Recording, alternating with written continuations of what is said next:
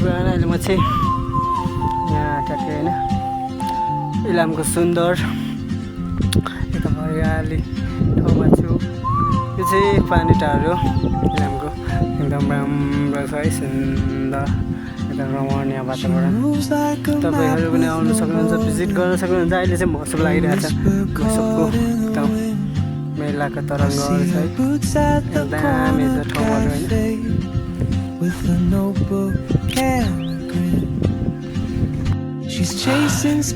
एकदम अलिकति यहाँको नराम्रो बानी भनेको छैन, टाइममा कुहिरोहरू झ्याप्प झ्याप्प बसिरहन्छ। यहाँको चाहिँ मौसम त्यो हो अलिकति मलाई मन परेको, नत्र भए ठाउँहरू चाहिँ एकदम राम्रो छ, हरियाली छ वातावरण होइन, चट्ट घुम्नलाई चाहिँ एकदम राम्रो। हजुरहरू पनि आउन सक्नुहुन्छ है। लोकेसन रहेको छ ट्याक्कै कहाँनिर भने मङ्गलबारेदेखि सट्टै लगभग 2-3 किलोमिटर अगाडि बाटो, इलामबाट आउँदा सट्टै एउटा ग्यारेज छ, ग्यारेजबाट सट्टै यता 1300 चाहिँ नलाग्नु होला। अघि हामी झुकेर 1300 गयौँ, 1300 गएकोले गर्दाखेरि निकै अलिक पर पुग्नु पऱ्यो। तपाईँहरू सिधै जुन रोड ढलान गरिएको छ त्यो ढलान गरिएको बाटो झर्नु होला। यहाँबाट तपाईँहरू झुक्किनु हुन, त्यस पछाडि भनेको पिच गरे अब बाटो, तर पिचहरू भत्किसकेको छैन, एकदम रमणीय खालको वातावरण छ। यसो घुम्न बस्न खान सबैको लागि चाहिँ एकदम देख्नु सक्नुहुन्छ है, कपाल ठाउँ छ, राम्रो ठाउँ छ, हरियाली छ।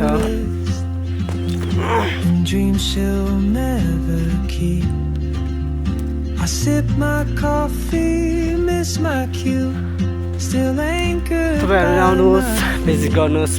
त्यसै के भन्छ, मलाई लाग्छ मेरो 2जना कन्याम र पानीटारलाई कम्पेयर गर्नु पर्दाखेरि मलाई चाहिँ बेस्ट भनेको चाहिँ अब हुन त दुईवटा उत्तिकै हो, त्यो पनि अब मेन चियाबारी चिनिनेको कन्या म छु आयोले गर्दा, तर अलिकति यो भित्र परेकोले गर्दाखेरि अलिकति कस्तो हुनसक्छ अनौठो होइन।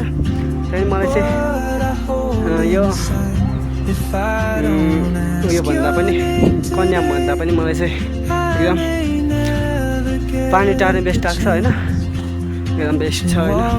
घुम्नलाई सट्ट चियाहरू राम्रो तरिकाले छ, त्यसले गर्दाखेरि तपाईँहरू पनि आउनुहोस्, भिजिट गर्नुहोस्।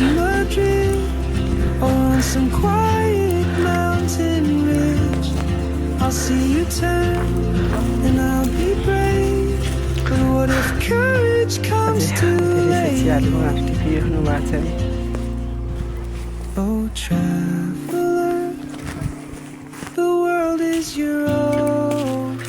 अहिले चाहिँ एक्टिभनेस सिजन हो, त्यसले गर्दाखेरि चियादामा एकदम टिप्न लागिरहनु भएको रहेछ। If I don't take that step today, you'll vanish with the train, and I'll never see your smile again. Look at this. तबबाट किन सट्टै यसलाई पनि साँडे हानेर एकचोटि चिया सट्टै वारिफारी रूपले बनाउँछ, एकदम मनोरम बन्न सक्छ है। सट्टै बस्न ठाउँमा छ, तर हल्का अब व्यवस्था तर यतिको ठिकै हो व्यवस्था। अब अरू ठाउँमा हेर्ने छैन, हल्का फोहोर मैला छ। यहाँ तपाईँहरू जो कोही पनि आउनुहुन्छ होइन, यस्तो राम्रो ठाउँमा आएर यो जताततै खाएर फोहोर मैला चाहिँ नफालिदिनु होला। अनि विशेष गरी यहाँ जुन तपाईँहरू हुनुहुन्छ यहाँ चियाबारीमा संरक्षण र समितिमा, उहाँहरूले पनि ठाउँमा मैले यो साइडतिर चाहिँ डस्टबिन देखिरहेको छुइनँ होइन, डस्टबिन राखिदिनु भयो भने झन् एकदम राम्रो हुनेछ फोहोर मैला गर्नलाई। अनि प्रत्येक ठाउँतिर कुनै ठाउँतिर लेखेर पनि राखिदिनु होला फोहोर मैला चाहिँ निषेधित क्षेत्र भनेर। यतापट्टि सट्टा घुम्यो है, अब अर्कोतिर घुम्न जाउँ। यस्तै छ